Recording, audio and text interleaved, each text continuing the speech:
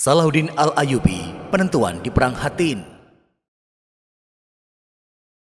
Awal Juli 1187, didera teriknya musim panas gurun pasir, pasukan Nasrani Eropa mendekati Hattin. Pasukan yang kelelahan dan kehausan itu tidak punya cukup waktu untuk istirahat. Pasukan Salahuddin Al-Ayyubi sudah menunggu mereka.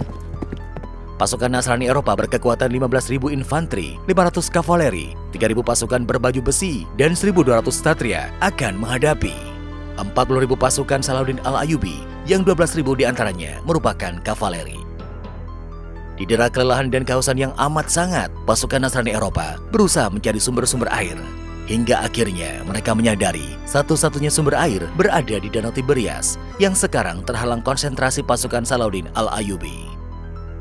Di malam hari, pasukan Nasrani Eropa semakin tertekan mentalnya ketika pasukan Salahuddin menabuh genderang yang sangat kencang.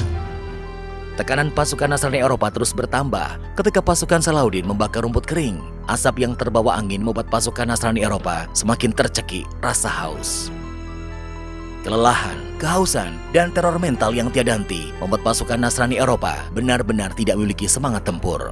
Dan di perkemahan pasukan Salahuddin, mereka sangat tegar dan siap menyongsong pertempuran. Unggul dalam kuantitas, pasukan Muslim bisa saja langsung menyerbu dan memenangkan pertempuran. Namun Salahuddin masih mempertimbangkan Yerusalem sebagai target utama mereka. Pagi hari 4 Juli 1187, dalam kondisi lelah, pasukan Nasrani Eropa mempersiapkan pertempuran. Di depan mereka, pasukan yang dipimpin langsung Salahuddin datang mendekat. Pasukan yang kehilangan semangat tempur itu dikejutkan oleh asap tebal yang tiba-tiba saja datang. Pasukan Nasrani Eropa panik karena pandangan mereka terganggu.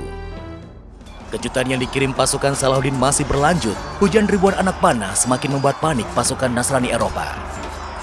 Perang besar pun akhirnya terjadi meskipun menghadapi pasukan dalam jumlah besar. Namun, pasukan Salahuddin dengan cepat mengendalikan jalannya pertempuran. Sebagian besar pasukan Nasrani Eropa tewas dalam pertempuran tersebut. Hanya beberapa saja yang mampu melarikan diri dan kembali ke Yerusalem. Salah satu ksatria yang berhasil melarikan diri adalah Balian of Ibelin yang kelak akan memimpin pertahanan Yerusalem dari serbuan pasukan Salahuddin. Dua pemimpin utama pasukan Nasrani Eropa, Louis Lusignan dan Reynald de Chatillon, dibawa ke hadapan Salahuddin Al-Ayyubi. Louis Lusignan, pemimpin tertinggi Yerusalem, diperlakukan dengan baik, tapi tidak dengan Reynald de Chatillon. Salahuddin Al-Ayyubi memberinya hukuman mati atas tindakan serangan ke kabilah-kabilah Muslim di masa gencatan senjata dan perampokan terhadap jamaah haji. Salahuddin menjamin keselamatan Louis Lusignan dan menjadikannya tawanan. Tidak semua yang tertangkap dijadikan tawanan. Para ksatria dan pasukan elit dijatuhi hukuman mati. Perang Hattin menjadi awal titik balik dalam sejarah Yerusalem.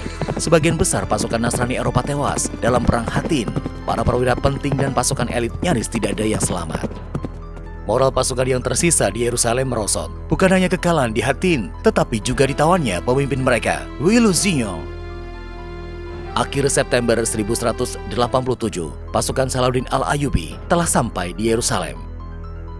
Balian of Ibelin, pemimpin pasukan di Yerusalem, hanya mampu menginstruksikan pasukannya untuk sekedar bertahan. Pasukan Nasrani Eropa berkonsentrasi dan bertahan di Menara Daud dan gerbang Damaskus.